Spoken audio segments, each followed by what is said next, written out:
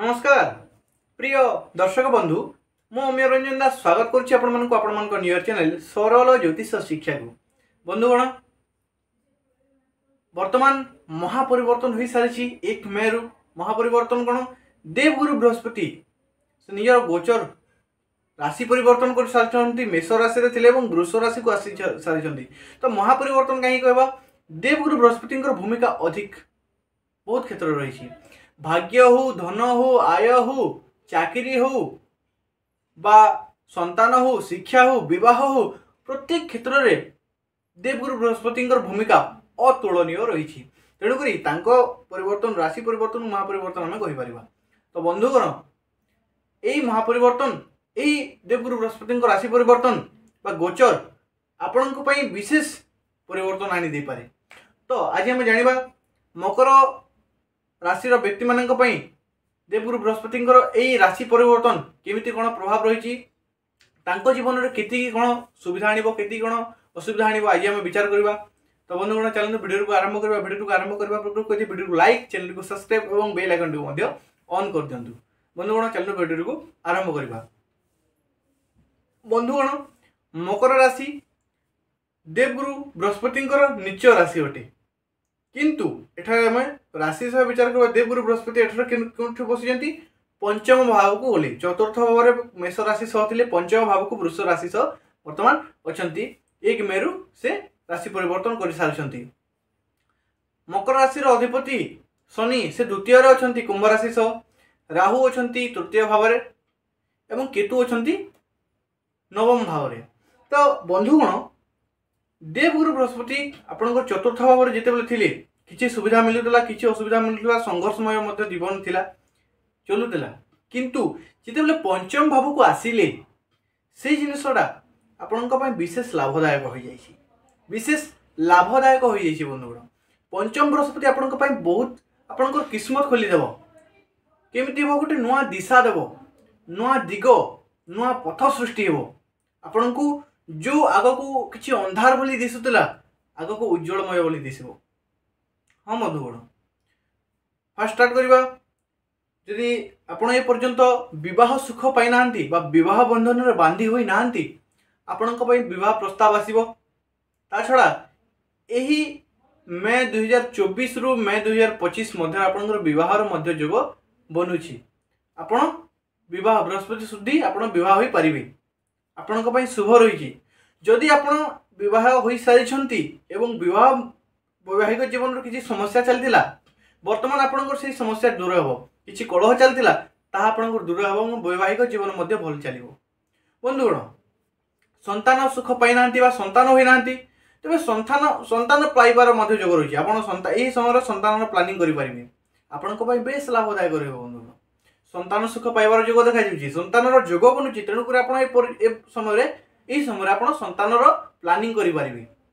बंधुगण पंचम भाव विद्यार्थी शिक्षा भाव अटे एवं देवगुरु बृहस्पति ज्ञानर कारक ज्ञानर भंडार अटंती तेणुक यही समय विद्यार्थी शिक्षार्थी छात्र छात्री मानक विशेष लाभदायक रही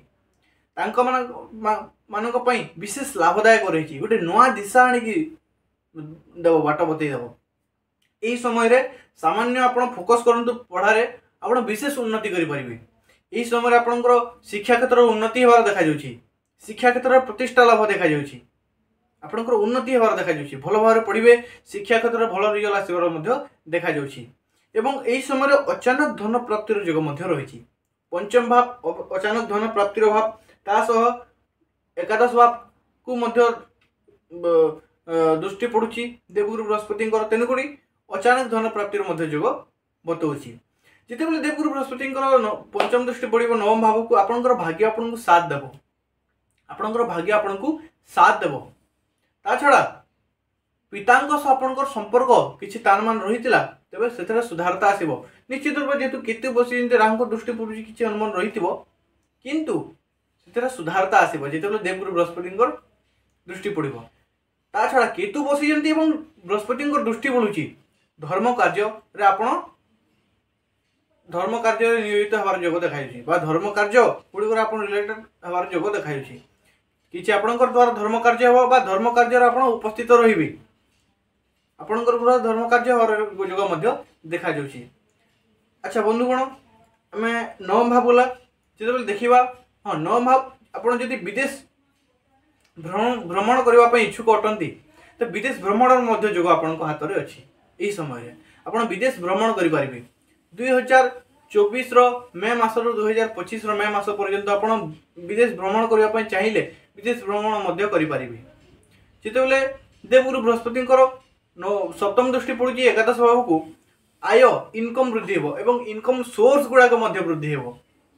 पूर्व जो क्षेत्र में इन्वेस्ट करते से लाभ मिलवार जोग देखा लाभ मिलवार जोग देखा। छड़ा बड़ भाई भौणी अच्छा किसी लाभ पाइबार जोग देखा जेकोसी प्रकार लाभ हो निश्चित रूप लाभ पाइबार जोग देखा द्वारा आप सपोर्ट पाइबे सपोर्ट पाइबे सपोर्ट पाइबे आपण जीवन में इनकम सोर्स गुड़ाक वृद्धि हो।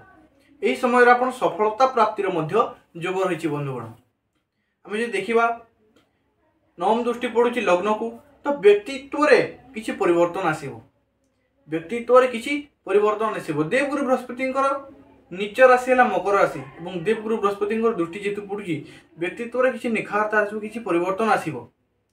बंधुगण जदि आप जातक देवगुरु बृहस्पति शुभ अवस्था अच्छा तेज यही शुभ यही जो परिवर्तन आप विशेष लाभदायक रही। किंतु शुभ अच्छा कि डिग्री कम अच्छे कौन करेंगे देवगुरु बृहस्पति गोटे रत्न धारण करने को पड़ो।